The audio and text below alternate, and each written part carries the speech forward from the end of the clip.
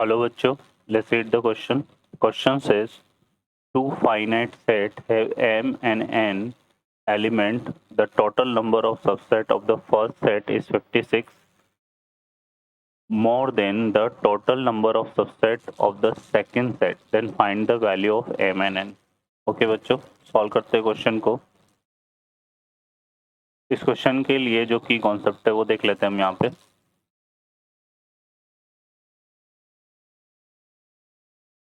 की कॉन्सेप्ट, तो की कॉन्सेप्ट की अगर हम बात करें बच्चों इसमें, तो देखिए क्या होगा हमारे पास यहाँ पर. If number of element in set A is n, then total subset, total possible subset total possible subset of total possible number of subset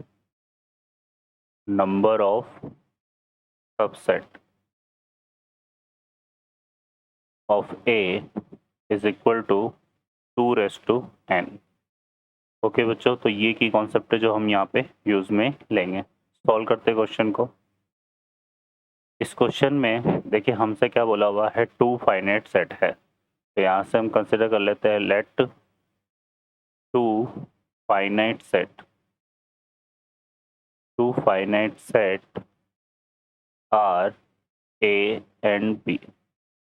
तो सेट ए में जो एलिमेंट है हमारे पास वो m एलिमेंट है, और सेट बी में element है हमारे पास वो n एलिमेंट है. यहाँ पे क्या बोला हुआ है, the total number of subset of the first set is 56 more than the total number of subset of second set. तो यहाँ से अगर हम बात करें तो total number of subset of set ए, तो ये कितना आ जाएगा, 2 raised to m and total number of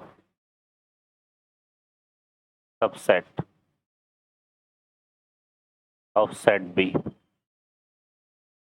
तो ये आ जाएगा 2 raised to n. ठीक है बच्चों. अब क्वेश्चन में क्या बोला हुआ है कि इनका जो डिफरेंस है, मतलब एक सेट में दूसरे सेट से 56 ज़्यादा है, तो यहाँ पे हम बोल सकते हैं according to question 2 raised to m minus 2 raised to n. ये हमारे पास कितना आएगा, 56 है ना.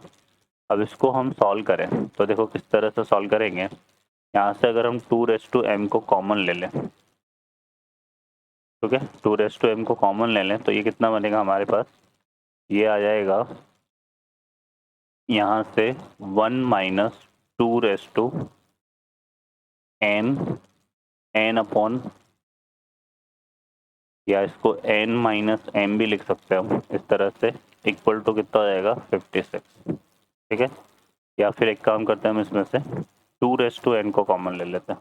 इसको 2 raised to n को कॉमन ले लो, तो ये हमारा 2 raised to m minus n minus 1 ऐसे बन जाएगा. ठीक है, अब 56 के अगर हम तो 7 8 जा 56 होंगे, है ना. तो यहाँ पर देखो इसको हम कैसे एक्सप्रेस कर सकते हैं, ये हो जाएगा 2 raised to n और 2 raised to m minus n minus 1 equal to 7 into 8 हो गया. तो यहाँ पे 8 को तो हम क्या लिख सकते हैं, 2 raised to 3, और 7 को क्या लिख सकते हैं, 2 raised to 3 माइनस 1. ठीक है, तो ये आ जाएगा हमारे पास, है ना. अब यहाँ से अगर हम देखें तो ये हमारा कैसे डिफाइन हो रहा है कि यहाँ पर n इक्वल टू तो हमारे पास कितना हो जाएगा 3, है ना. और चूंकि ये m माइनस n बन रहा है, तो यहाँ से m minus n equal to कितना आ जाएगा 3. ठीक है, ये बनेगा हमारे पास. तो यहाँ से n की वैल्यू को अगर हम 3 पुट कर दें तो यहाँ से आएगा m माइनस 3 इक्वल टू 3, तो m इक्वल टू कितना हो जाएगा 6 और n इक्वल टू हमारे पास कितना आ गया बच्चों 3। तो ये हमारे पास m और n की वैल्यूज़ आ जाएगी इस तरह से। ठीक है, क्वेश्चन में हमसे पूछा था क्या, find the values of m और n, तो ये हमारे आंसर होंगे। ओके बच्चों, I hope you understand well. Best of luck, thank you.